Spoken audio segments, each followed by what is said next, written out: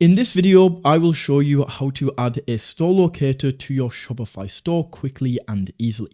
So this is fully interactive. People can scroll around the map. People can come in here, they can search for your stores, they can click into your stores, and they can get more information, as well as it zooming in on the map to where it is. And I will show you how to put this on your store step by step. The first thing that we need to do is open up Elfsight. This is the tool that we will be using to build the widget, and I've linked it in the description below. Go ahead and click on that link and it will take you straight over to this page. This link also ensures that everything connects properly when we embed it. From here, just enter your email into this box to sign up for free, and then on this next page, create your password. Just like that, we are signed up and ready to go. Okay, so once we are signed in and we have access to Elfsight, the widget that we are looking for on Elfsight is called the store locator.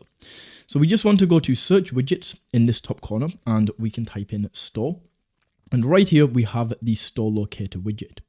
So we want to click into this and open this up, and it's now going to ask us to choose a template, but there's only one in here, so we can select this, continue.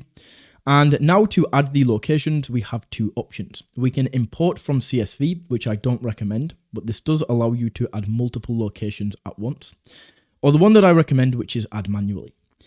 In here, all we then have to do to add in the locations that we would like to add is search for this. So if I search for Apple London, we can click on search right here, and then we can see it's going to bring up all of the Apple London stores. So you just enter in the address or the name of the business, and we can add that right there. Now, depending on how you have your business set up, it might automatically populate with all of the information like the address and the phone number and the location name and the website, a photo, some information. If not, then what you can do is just fill this out yourself with all of your business details.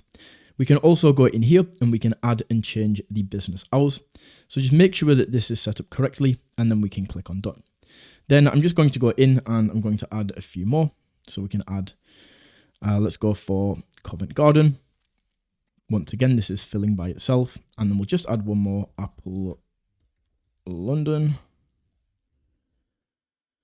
And we'll add this one. Okay, perfect. So once we have all of these added, we can now go to the directory area. And in here, this is where we can set up the settings for this box. So first of all, we have a heading, which is the store locator, but we might change this to say our stores or something like this. We can choose if we want the search bar on or off. We can choose if we want to show the number of locations right here.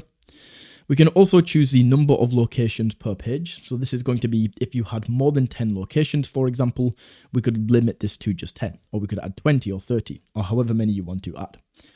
We can also choose the preview card style. So if we flick through these, you can see this is all going to change. And for Apple, I think this one looks awesome. We can then click into detailed card, and what this means is if somebody clicks into this, what is going to show up in here? So we can turn off the location name, we can turn off the address, leave these on, it's completely up to you, but you can edit this in this area and choose what information is shown here. So that is the directory, and finally we can go down to the style, and in here, this is where we can play around with the colors and fonts. So as an example, if we wanted to change the background to red or yellow or anything like this, we absolutely can. I'm just going to set this back to white. We can then do the same thing with the text color, the accent color, the marker color. We can choose the map color scheme, and we can flick through all of this. So just play around in this area, play around in this area and just make your map look how you would like it to look so that it fits your website and fits your brand. Once you have this created and you now want to put this on your Shopify store, all we then have to do is click on publish. And Elfsight is then going to take us over to this screen where we can now choose a plan. Now, the plan that I recommend you start off with is this free plan right here. And the reason for this is you can just add it to your website and you can test this out for completely free.